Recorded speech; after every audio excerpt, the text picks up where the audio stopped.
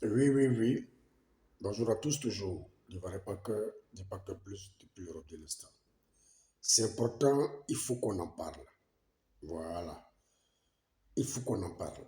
Nous allons parler de politique. Toujours du Niger. Voilà. Toujours du Niger. C'est important. Nous avons écouté le discours du putschiste ou des putschistes du Niger, comme quoi la CEDEAO doit leur donner 3 ans. Voilà.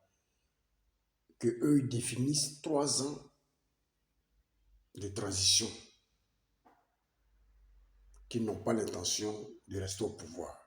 Oh, oh, mon œil. Qui n'ont pas l'intention de rester au pouvoir. Oui, et qu'ils ont besoin de 3 ans pour faire la transition.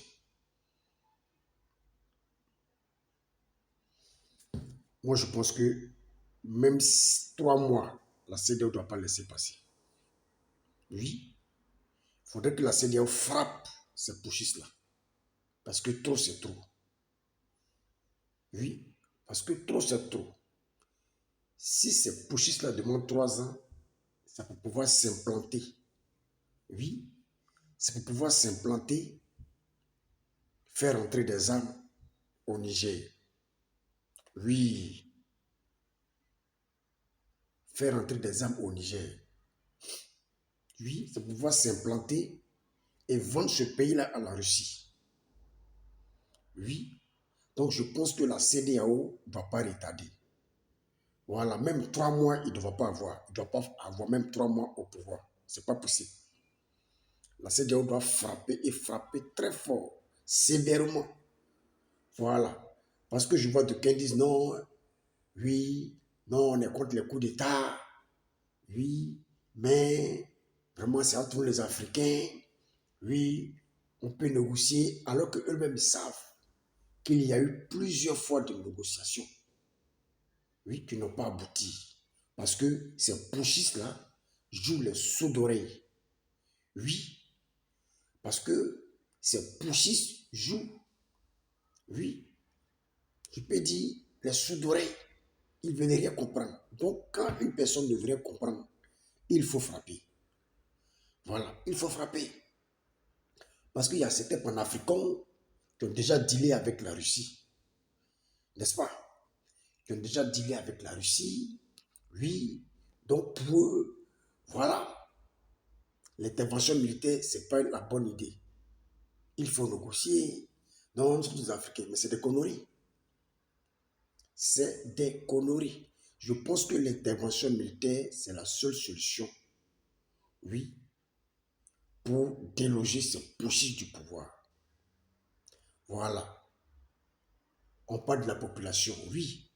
On ne peut pas faire des omelettes sans casser les œufs. Oui, on ne peut pas faire des omelettes sans casser les œufs. Donc je pense que même 3 mois au pouvoir, ces personnes ne doivent pas avoir. Parce qu'on a vu le cas du Burkina, le cas du Mali, le cas de la Guinée. C'est les mêmes discours. Non, nous allons faire les transitions dans 1 an, dans 2 ans. Et au fur et à mesure, ils se stabilisent, ils s'implantent, ils tissent des relations avec la Russie de gauche à droite. Il faut rentrer des armes et après, ils ne veulent plus quitter. Et après, ils ne veulent plus partir. Et après, la population souffre. Oui, la population souffre. C'est le chaos partout.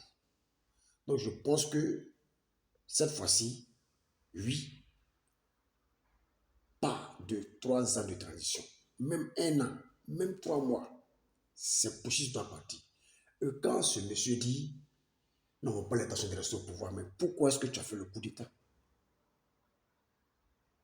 Oui, mais pourquoi est-ce que tu as fait le coup d'État si toi, tu n'as pas l'intention de rester au pouvoir? Pourquoi tu as fait le coup d'État? Puisque le président qui était là, il n'était pas reprochable. Vrai ou faux? Tout le monde sait que tu as fait le coup d'État parce que tu devrais aller à la retraite. On devrait t'enlever au pouvoir. Voici pourquoi tu t'es associé avec ton collègue qui était déjà à la retraite pour un coup d'État. Donc, arrêtez de nous distraire. Ils ne sont plus cons. Oui, ils ne sont plus cons. Quand j'entends certains panafricains qui disent non, il ne faut pas intervenir. Oui, parce que nous sommes tous des Africains. Mais j'ai l'impression que vous, là, ça ne va pas dans la tête. Vous, les panafricains, ça ne va pas dans la tête. C'est-à-dire que cela, j'entends que vous appréciez les coups d'État. Oui, vous appréciez les coups d'État parce que ça vous arrange. Oui, parce que ça vous arrange. Donc, vous appréciez les coups d'État. Oui, ça a été comme le cas du Burkina. Non, le Mali, non, la Guinée, non. Aujourd'hui, on est sur le Niger. Donc, je pense que la CEDEAO doit frapper. L'Union africaine doit frapper. Oui. En tout cas, la CEDEAO doit frapper. C'est le moment de frapper. Parce que si vous laissez ces pochistes-là, un bon moment, ça sera difficile de les déloger. Et les déloger, ça va créer encore plus de pertes. Donc, actuellement, il faut battre le fer pendant qu'il est encore chaud. Voilà. On aura moins de dégâts que si on attend. Parce que ces pochistes ne peuvent rien apporter au Niger. Parce que quand j'écoute les panafricains, tels que ce faux journaliste, oui, tel que ce faux journaliste camerounais, oui, tel que les panafricains, qui encore, les Kémis Seba et autres, c'est des personnes qui ont dealé avec la Russie. C'est des personnes qui ont dealé avec la Russie. Voilà. C'est des personnes que la Russie utilise, oui, pour déstabiliser l'Afrique de l'Ouest. Quand je vois le joueur d'Alain Foucault, qui nous parle de non, qui lui, il est panafricain, ça c'est du n'importe quoi. Il a trop de problèmes au Cameroun. Tu es un journaliste international, RFI. Il y a trop de problèmes au Cameroun. Trop de problèmes au Cameroun que tu peux en parler. Oui, normalement, si on doit commencer une révolution, normalement, c'est au Cameroun. Parce qu'on a Paul Biya, 40 ans au pouvoir. Oui, 40 ans au pouvoir. Rien n'est fait au Cameroun. Aujourd'hui, les Camerounais pleurent pour la route, pour le développement de la route. Et matin, midi, soir, nous voyons sur nos sociaux. Mais vous avez des chaînes comme Afrique Média, des chaînes camerounaises. Vous avez, toi, Alain Foucault, journaliste international, RFI. Tu te stationnes partout dans l'Afrique pour parler de la démocratie, pour parler de trucs, hein, de la démocratie autre. Mais aujourd'hui, là, on ne te reconnaît pas. Oui, mais parle du Cameroun. Parle du Cameroun. Moi, je pense que le président Ouattara doit interdire ces personnes-là, ces panafricains-là, à venir en Côte d'Ivoire.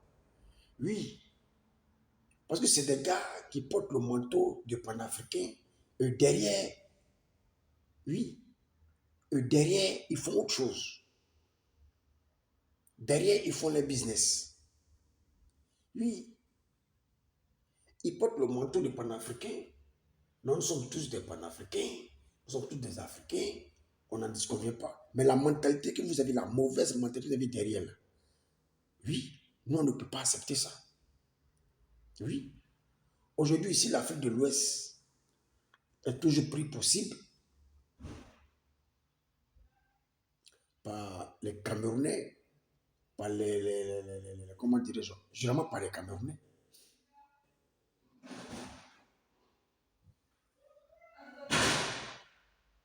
C'est quoi tout ce bruit-là? Attends, il faut que je rentre à l'intérieur pour mieux faire ma vidéo parce que là,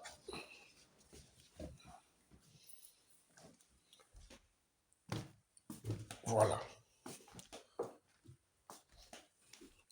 Parce que si l'Afrique de l'Ouest est beaucoup pris possible, c'est parce que l'Afrique de l'Ouest, ce côté Mali, Niger, Burkina et autres, c'est parce que ces pays-là, beaucoup sont illettrés. Beaucoup ne comprennent rien.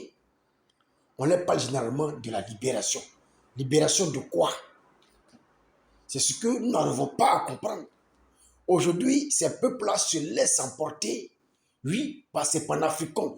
La grande majorité vient du Cameroun. Vous prenez Afrique Média. les chaînes de soi-disant panafricains, Cameroun. Vous prenez les Alain Foucault, Cameroun. Vous prenez Philippe Simo, Cameroun. Vous prenez, il y a un Congolais, Isaac Imbozaou, je ne sais quoi. L'Afrique de l'Est. Voyez un peu. Vous prenez Niamsi, Afrique de l'Est. C'est-à-dire qu'on a l'impression que c'est ceux-là qu'on utilise, ces panafricains-là, qui sont utilisés pour détruire l'Afrique de l'Ouest. Mais pourquoi est-ce que ce que vous faites, oui, pour pouvoir détruire l'Afrique de l'Ouest là, mais pourquoi vous ne faites pas ça pour détruire l'Afrique de l'Est? Parce que c'est là-bas se trouvent les dictateurs qui sont au pouvoir pendant des années.